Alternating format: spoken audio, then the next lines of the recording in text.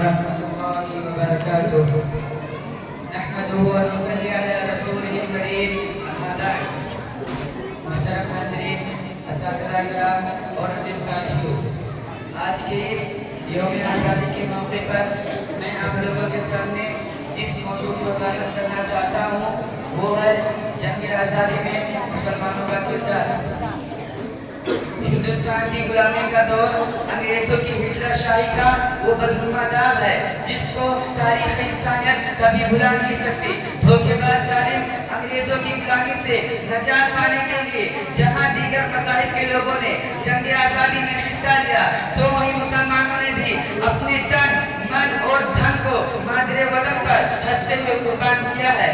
1757 عیسوی سے لے کر 1857 عیسوی تک پوری ایک صدی کی تاریخ مسلمانوں کی بے نظیر اور بے لوث قربانیوں سے بھری پڑی ہے جس کو کبھی بھلایا نہیں جا سکتا، خصوصاً اس بلند ہمت اور بہادر بادشاہ جسے ٹیپو سلطان کہا جاتا ہے۔ جب اس نے دیکھا کہ انگریز ہمیں آپس میں لڑا کر آندھی طوفان کی طرح سرزمین ہند کو ڈوبتے ہوئے قبضہ کرتے جا رہے ہیں تو اس نے سوچا کہ اگر کوئی منظم طاقت ان کے مقابلے پر نہ آئی اور اس بڑھتے ہوئے سیلاب کو نہ روکا گیا تو وہ دن قریب ہے جب پورا ملک ان کی جھولی میں ہوگا۔ چنانچہ ٹیپو سلطان نے منظم طور پر انگریزوں سے مار کا آغاز شروع کر دی۔ انگریزوں کو بھی احساس ہو گیا کہ ٹیپو سلطان یہ ایک ایسی چٹان ہے جسے راستے سے ہٹایا جانا ضروری ہے۔ اگر یہ سلطان زندہ رہے گا تو ہم اپنے ناپاک ارادوں میں کبھی کامیاب نہیں ہو سکتے۔ چنانچہ ٹیپو سلطان نے انگریزوں کے سامنے کسی بھی حال میں گھٹنے نہیں ٹیکے، اپنی شجاعت اور بہادری کے بل بوتے پر انگریزوں سے لڑتے لڑتے شہید ہو گئے۔ اس عظیم بغاوت سے پہلے شاہ ولی اللہ محدث دہلوی کے بڑے بیٹے شاہ عبدالعزیز نے انگریزوں کے خلاف جہاد کا مشہور فتویٰ دے دیا اور ظلم و ستم کے کسی بھی تعزیہ کے سامنے سر نہ جھکا کر برابر جہاد کا اعلان کرتے رہے۔ سید احمد شہید اور شاہ اسماعیل شہید نے مجاہدین کی تحریک کا آغاز دہلی کی مسجد اکبر آبادی سے کیا۔ اس مقدس جماعت نے انگریزوں سے زبردست لڑائی کرنے کا منصوبہ بنا لیا تھا، مگر 1831 عیسوی میں یہ تحریک بالاکوٹ کے میدان میں دفن ہو گئی۔ لیکن حقیقت یہ ہے کہ یہ تحریک ہی آئندہ مجاہدین آزادی کی تحریکات اور سرگرمیوں کا سنگی بنیاد بن گئی۔ محترم حاضرین، 1857 عیسوی کی بغاوت کا انگریزوں نے مسلمانوں سے سخت انتقام لیا، ان کے محلے اجاڑ دیے، مساجدوں کو ویران کر دیا، ناحق گولیاں چلائی، دہلی اور دہلی کے باہر درختوں پر ہزاروں مسلمانوں کو پھانسی کے پھندے پر لٹکا دیا گیا۔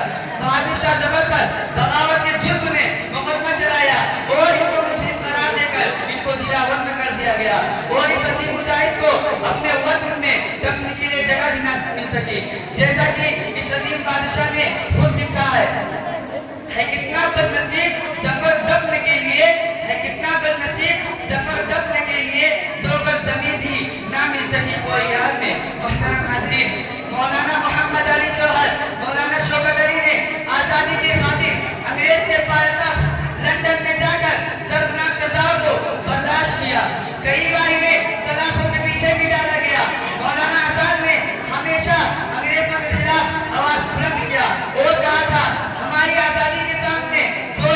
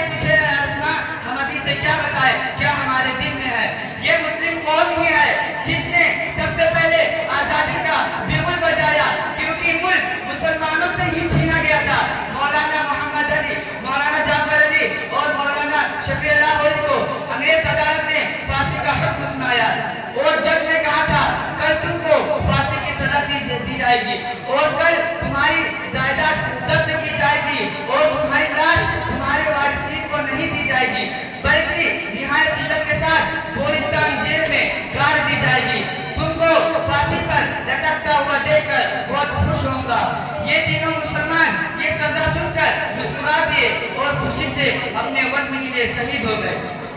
محترم حاضرین، اس ملک کی آزادی کے خاطر لاکھوں مسلمانوں نے جنگ آزادی میں اپنا خون بہایا ہے، لیکن آج اسی ملک میں مسلمانوں کو طرح طرح کی اذیتیں اور تکلیفیں پہنچائی جا رہی ہیں۔ وہ ہندوستان جس کی آزادی کے باغ کو مسلمانوں نے اپنے پورے جگر سے سینچا تھا، وہ ہندوستان جس کی آزادی کی خاطر بحر ناشنائی کے ساحل میں کود پڑتے اور موجوں سے کھیلتے ہوئے مجدار تک جا پہنچے تھے، آج انہیں سے کہا جا رہا ہے تم نے کچھ نہیں کیا ہے، یہ ہندوستان مسلمانوں کے لیے نہیں ہے۔ شاعر کہتا ہے جب گلستان کو خون کی ضرورت پڑی، جب گلستان کو خون کی ضرورت پڑی، سب سے پہلے ہی گردن ہماری کٹی۔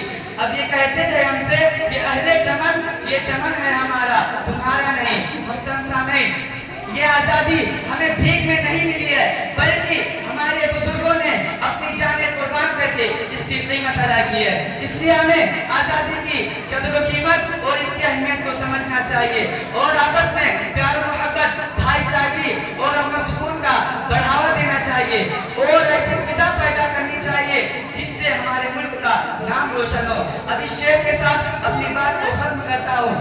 ہمیں بھی یاد رکھیں لکھے جب تاریخ گلشن کی، ہمیں بھی یاد رکھیں لکھے جب تاریخ گلشن کی کہ ہم نے بھی جلایا ہے چمن میں آشیاں۔ وآخر دعوانا الحمدللہ رب العالمین، والسلام علیکم ورحمۃ اللہ وبرکاتہ۔